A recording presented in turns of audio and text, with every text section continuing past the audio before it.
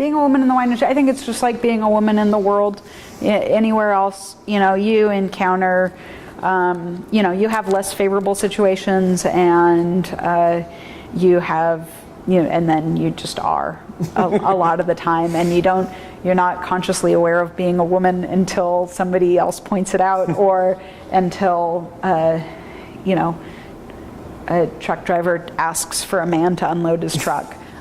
Which is absolutely, that is not a hypothetical situation. Sure. That has happened. There's been a lot of things that have happened. I think at the end of the day, it's more about just who you are and trying to be comfortable with that, and not letting other people raise those doubts about you or your abilities because you're a woman. So. Oh, and I've had a lot of really good female role models, I was kind of brought up with strong female winemakers as my guides, and so that's been very natural, from Louisa Ponzi to Veronique Drouin. There was never a doubt in my mind. It was never a consideration, kind of, if this is an appropriate role for women. And in fact, as Patty Green likes to point out on her very funny shirts that say "women taste better," physiologically, theoretically, women have actually have palates that are able to sense some things. Now, I've never read those papers. I don't know. I love the shirt. Yeah, so I think the challenges are the same that they would have been in any industry in the world, is my guess. That we keep pushing forward, but it's 2017, and women just are not yet at a place where they have equal footing with men, whether it's salaries or any other. Anything else. Luckily, we're in Oregon, and Oregon's, again, very loving and embracing, but, minorities have challenges. And on that same topic, you're part of the LGBTQ community as well, and a very small part of the Oregon wine industry at this point. And what has that been like? That has been much more challenging than being a woman. I think a lot of it in my own fears, though, really a fear of rejection with my customer base. So I've been out really since I was about 16 years old. But I found that when I started the winery, all of a sudden I felt this need for privacy. But that privacy, privacy is kind of the nice way of saying it. I was scared to be out, not amongst my industry peers at all, but purely from a wine sales perspective. But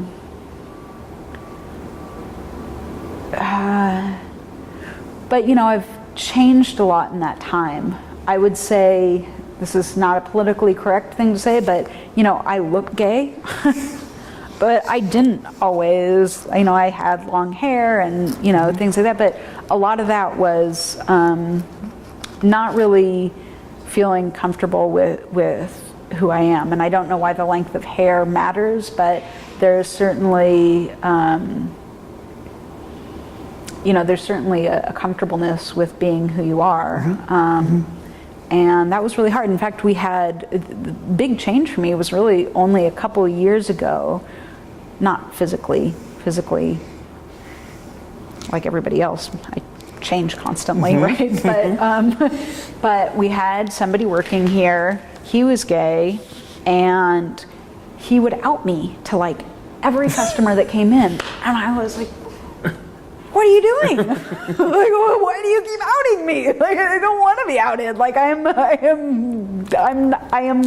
out, but I'm not out. And that was really hard. That was really hard, and it was a emotional roller coaster, trying to be an out proud lesbian and being terrified of letting people know that I was gay because I was scared it would affect wine sales.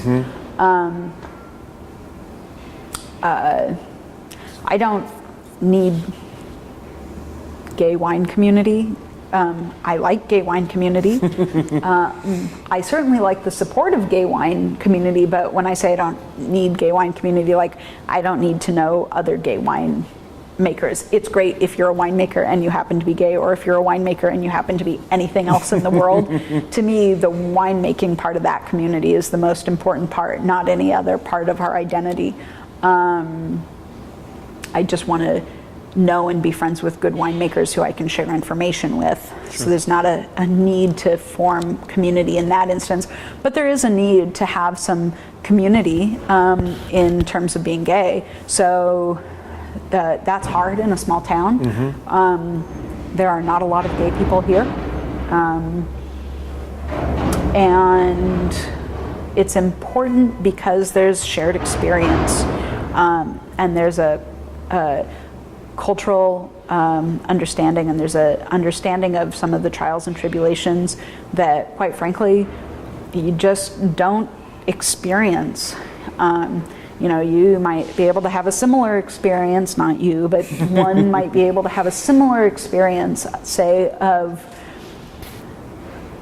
having to tell your parents a huge secret, right?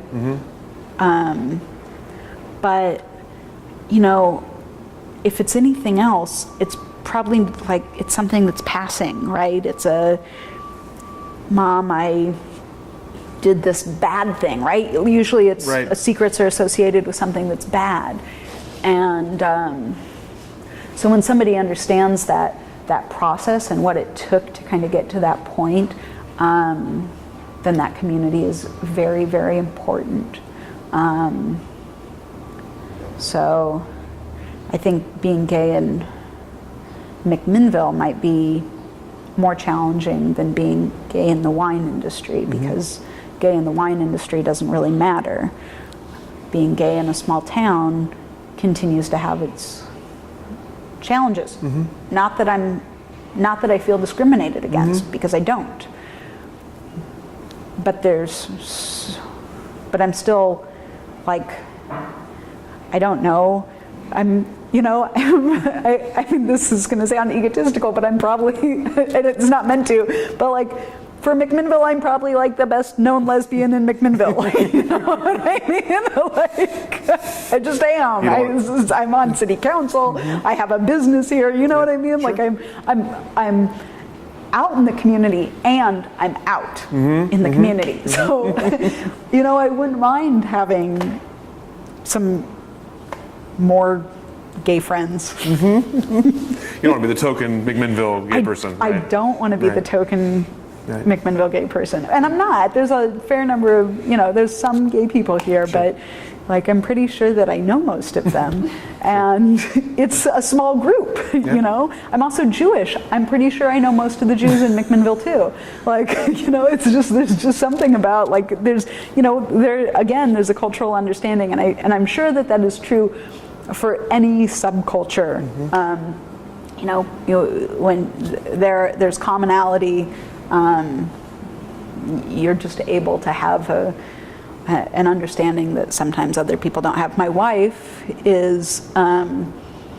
comes from a family that had a restaurant growing up, and so we've always had this amazing connection and understanding because we both grew up in a restaurant. That commonality for us is much more important than being gay. Of course, we wouldn't be together if we weren't both gay, but that shared understanding, that shared history is essential.